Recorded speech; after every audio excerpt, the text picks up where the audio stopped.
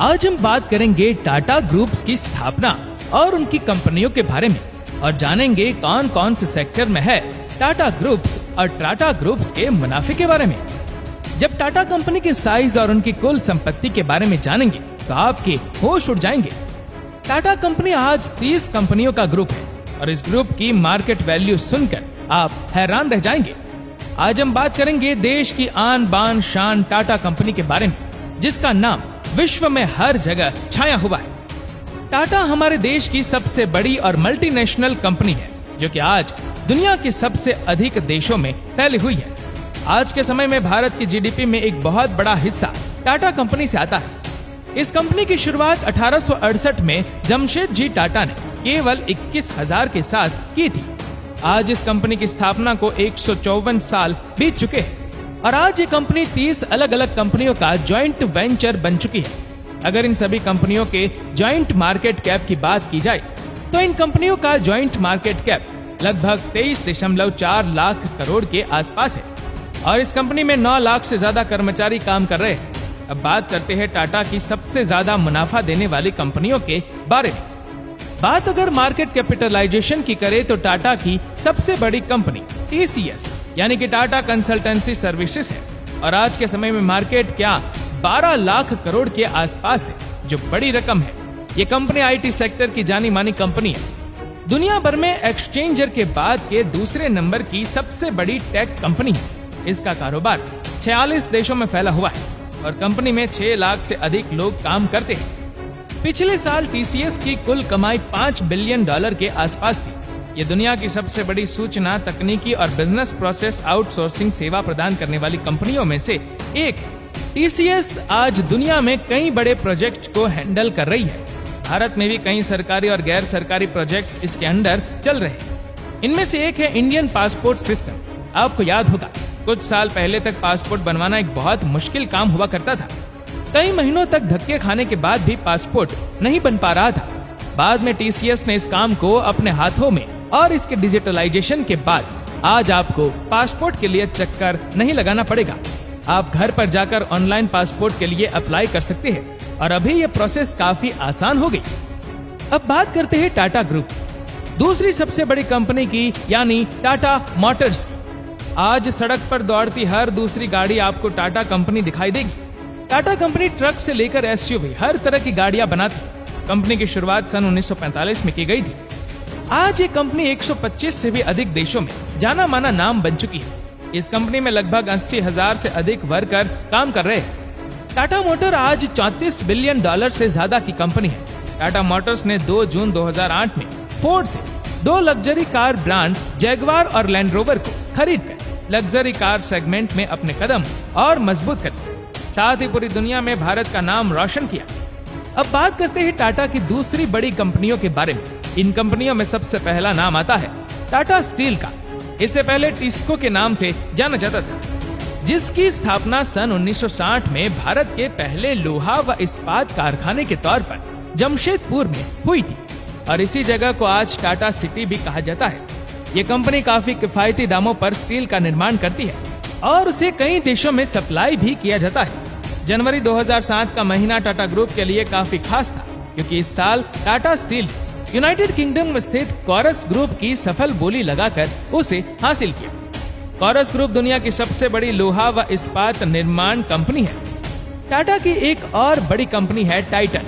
हाँ, वही कंपनी जिसकी घड़ियां आज भी शादी में दूल्हा दुल्हन को दिया जाने वाला पहला गिफ्ट होती है। कंपनी आज गाड़ियों के साथ चश्मा और कई दूसरे प्रोडक्ट भी बना रही है और इस समय टाटा की सबसे ज्यादा मुनाफा कमाने वाली कंपनियों में ये दूसरे नंबर पर। अब बात करते हैं टाटा कंज्यूमर प्रोडक्ट्स। इस कंपनी के अंतर्गत टाटा कई प्रोडक्शन बनाती है। इनमें कुछ खास है टाटा नमक, टाटा चाय, वोल्टास, क्रोमा और टाटा स्टारबक्स कॉफी। जब बात टाटा की हो तो होटल ताज का नाम तो आना बनता ही है। इसके अलावा टाटा के पास कहीं और लग्जरियस होटल चेन भी है। इस तरह टाटा टूरिज्म इंडस्ट्रीज पर काफी हद तक टाटा इंडस्ट्रीज का कब्जा जमा हुआ है। और इतना ही नहीं, जब बात ट्रेवल की आए तो वहाँ भी टाटा का ही बोलबाला है। एयर एशिया, विस्तारा और अब तो एयर इंडिया भी टाटा के पास हो गई। और जानकारी के लिए बता दें कि टाटा एयरलाइंस की शुरुआत सन 1932 में हुई थी। 1946 में इसका नाम बदलकर एयर इंडिया कर दिया गया। उसके बाद साल 1954 में सरकार ने टाटा से एयर इंडिया को खरीदकर उसे राष्ट्रीयकरण कर दिया। लेकिन 77 सालों के बाद जब एयर इंडिया पर संकट के बादल छाए तो टाटा ने इसे वापस खरीद लिया। अब बात करते हैं इंफ्रास्ट्रक्चर सेक्टर की, तो यहाँ भी टाटा का काफी नाम चलता है। टाटा ने इंफ्रास्ट्रक्चर सेक्टर में काफी इन्वेस्टमेंट किया हुआ है। Tata projects, Tata housing, Tata reality जैसे कई बड़ी कंपनीज इंफ्रास्ट्रक्चर सेक्टर में काफी अच्छा काम कर रही है। टाटा पावर ने आज दुनिया के कई देशों में अपने पावर प्लांट बनाए हुए हैं। उसमें दक्षिण अफ्रीका के जाम्बिया में बना 120 मेगावाट हाइड्रो पावर प्लांट सबसे इंपॉर्टेंट है। यहाँ टाटा ने केवल पावर प्लांट ही नहीं बनाया बल्कि 236 किलोमीटर लंबी ट्रांसमिशन लाइन बिछाई है। इससे इस देश के 10 लाख से अधिक लोगों को बिजली मिल पाई है। इसी के साथ ही टाटा को लगा कि आने वाला वक्त ऑनलाइन मार्केट का होगा, तो उन्होंने बिग बास्केट और 1mg को एक्वायर कर दिया ताकि वो इस सेक्टर में पीछे ना रह जाए। इसी के साथ ही टाटा ने अपनी नई ऐप पर टाटा न्यू भी लॉन्च कर दी है। इससे टाटा की सभी सर्विसेज आपको एक ही प्लेटफॉर्म पर मिल सकती है। टाटा के इलेक्ट्रिक व्हीकल की बात किए बिना टाटा की बात पूरी नहीं हो सकती। एक ऐसा फील्ड है जहां टाटा ने पूरी तरह कब्जा किया हुआ है। इलेक्ट्रिक व्हीकल का 80% से ज्यादा मार्केट टाटा के पास है।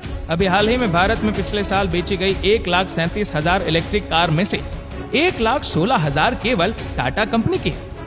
बात अगर एजुकेशन सेक्टर की करें तो इसके लिए तो केवल टाटा मैग्रा का नाम ही काफी है। इसी के साथ ही कई सरकारी संस्थानों और कंपनियों की शुरुआत टाटा द्वारा ही की गई, जैसे Indian institution of scientist, Tata institute of fundamental research, Tata institute of social science और टाटा एनर्जी रिसर्च इंस्टीट्यूट। इन सभी के अलावा Tata finance, Tata aerospace, Tata telecom और ट्रेडिंग और इन्वेस्टमेंट जैसे सेक्टर में भी अब अपनी धाक जमाए हुए हैं। इन सभी कंपनियों से टाटा को साल 2021 में 128 बिलियन डॉलर की कमाई हुई। आपको जानकर हैरानी होगी कि देश की इतनी बड़ी कंपनी होने के बावजूद भी इसकी कमाई का 60% से भी ज्यादा हिस्सा दूसरे देशों से आता है। और इसका सबसे बड़ा कारण ये है कि टाटा की सभी बड़ी कंपनियां अपना ज्यादातर बिजनेस देश से बाहर करती है। जैसे कि टीसीएस की जो कुल कमाई होती है उसमें भी भारत में आने वाला जो फंड है, जो कमाई होती है वो 6 से 5% होती है। बाकी 95% मुनाफा जो टीसीएस कमाती है वो दूसरे देशों से कमाती है। टाटा आज पूरी दुनिया में अपनी धाक जमा चुकी है और इसमें सबसे बड़ा क्रेडिट अगर किसी को जाता है तो वो है रतन टाटा। रतन टाटा ने केवल 9 वर्षों में दुनिया की 36 बड़ी बड़ी कंपनियों को एक्वायर कर लिया था और ऐसा करके उन्होंने पूरी दुनिया में साबित कर दिया कि भारत की कंपनियां किसी लिहाज से भी विदेशी कंपनियों से कम नहीं। रतन टाटा पिछले 50 सालों से टाटा समूह से जुड़े हुए हैं। वो 21 सालों तक टाटा समूह के अध्यक्ष रहे, लेकिन 18 दिसंबर 2012 को उन्होंने ये जिम्मेदारी साइरस मिस्त्री को सौंप दी। टाटा कंपनी हमेशा से हमारे देश की शान रही है और इसीलिए हमेशा से रतन टाटा को भारत रत्न देने की बात चलती है।